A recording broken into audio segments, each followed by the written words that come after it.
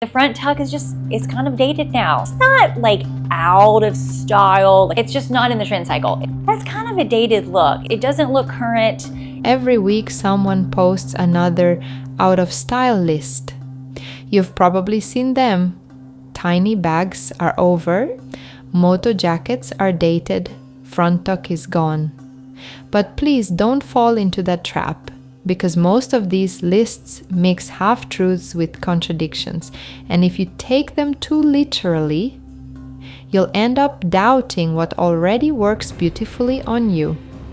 Today I'm reacting to one of those out of style for fall 2025 videos and explaining why some of those claims are confusing or misleading, and how you can actually make those pieces look modern again. This video might be a little controversial, and that's perfectly fine. If you came here expecting drama or judgment, this isn't that. This is my personal take, an opinion shared in good faith, so take it as a conversation between two fashion lovers. I'm here because lately I've seen so many out-of-style lists that mix personal taste with hard rules. So let's talk about them, because trends may change, but style, your way of expressing yourself, never goes out of fashion. The front tuck, we've talked about this in many videos, but it's always worth mentioning again. The front tuck is just, it's kind of dated now. Maybe like a little bitty teeny side tuck just to kind of give it some extra something for a few shirts, but I don't tuck in everything. And style right now is to either leave everything out or to tuck everything in. Let's pause here. That statement sounds absolute, but it ignores why the front tuck existed in the first place. It shapes your proportions. A soft half tuck shows the waistline, makes an outfit look intentional, and gives that relaxed, modern silhouette. Yes, leaving everything untucked looks beautiful in editorials and on Pinterest. But in real life, on many body shapes, it can read shapeless. And fully tucking everything in often looks forced unless the fabric is long and fluid. From my modeling days, I know that what photographs perfectly often collapses off camera. So rather than deleting the front tuck, learn when to use it. Works perfectly with straight or wide leg pants. Looks off only when the top is too short or too stiff.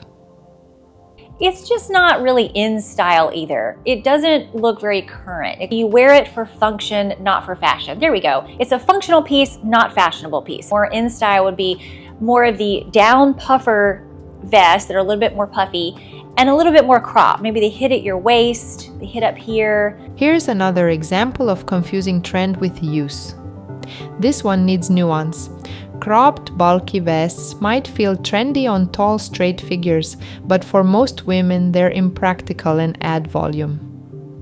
A waist length, slimmer cut in a neutral tone looks timeless and wearable.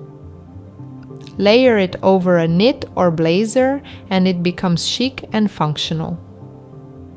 In short, the vest isn't out, the styling matters. Fashion should make you feel comfortable, not restricted by someone else's checklist. For those of us living where it's chilly but not freezing, a puffer vest is functional and chic. It's just not in the trend cycle. It doesn't look out of style. Do you look out of style and dated when you wear it? No.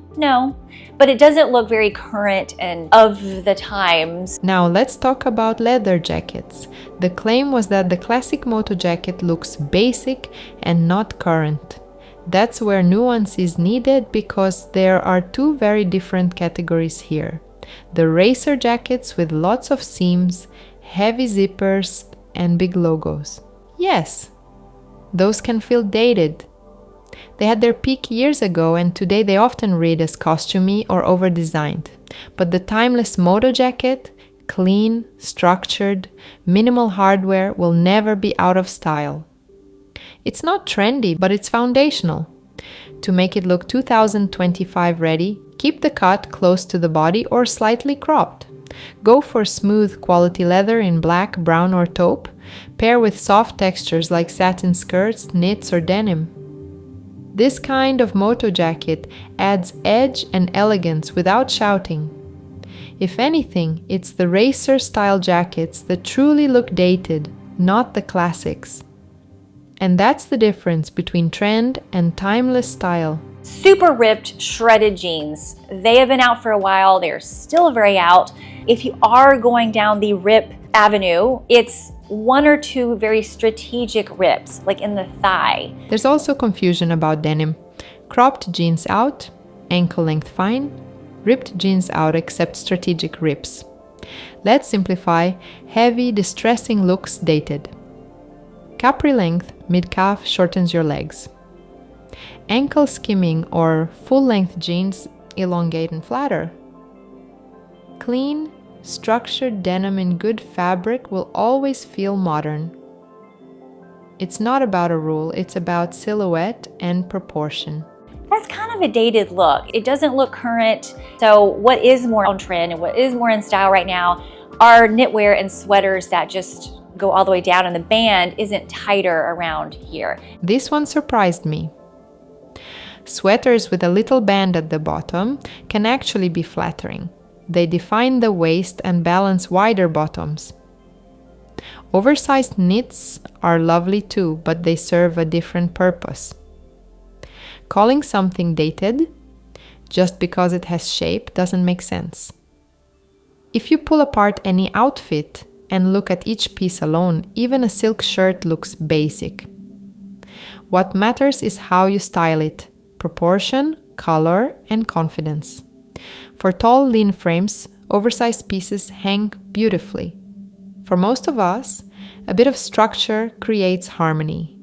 So don't throw away timeless shapes just because they're not the trend of the moment. Let's talk about the next group: joggers, track pants, circle scarves, and tiny bags.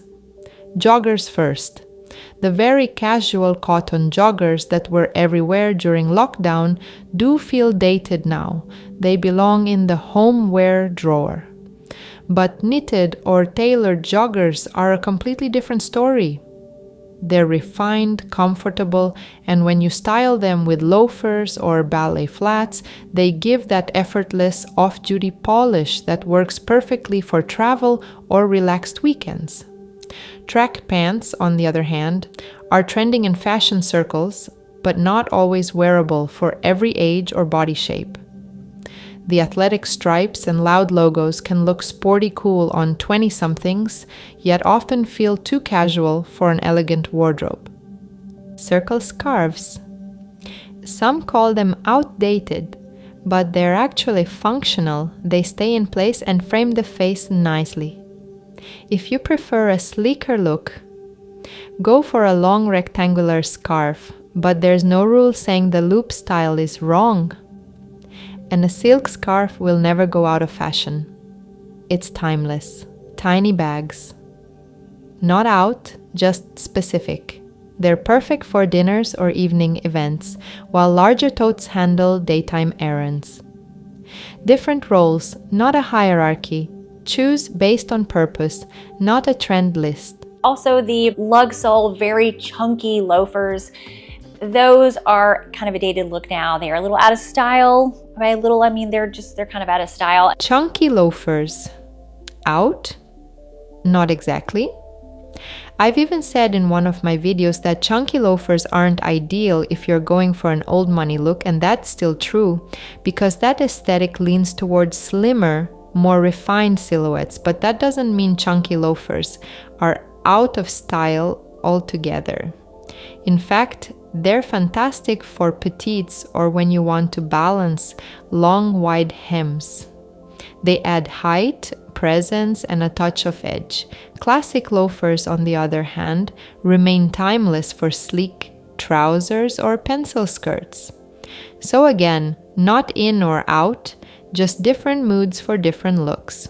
Skin-tight faux leather dresses. There was a few years ago. In the video I reacted to, there was a blanket statement against PVC or ultra shiny dresses, and I think that deserves nuance. Yes, the full wet look PVC era, those tight, glossy head-to-toe dresses, does feel overdone and a bit costume-like for most people. But the material itself hasn't disappeared.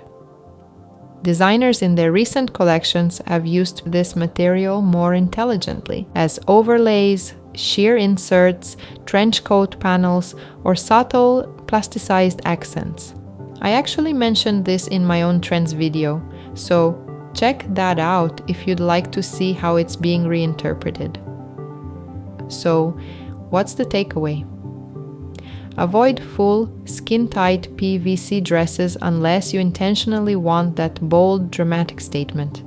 If you love the glossy texture, go for it.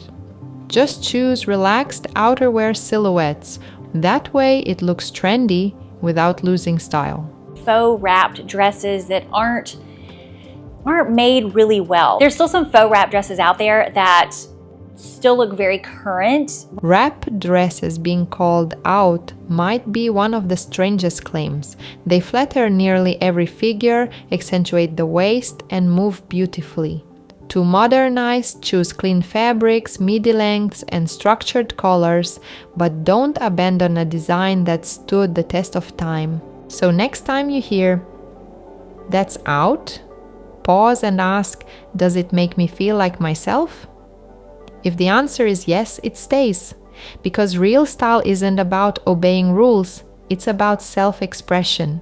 Stay elegant, stay confident, and please don't fall into that trap.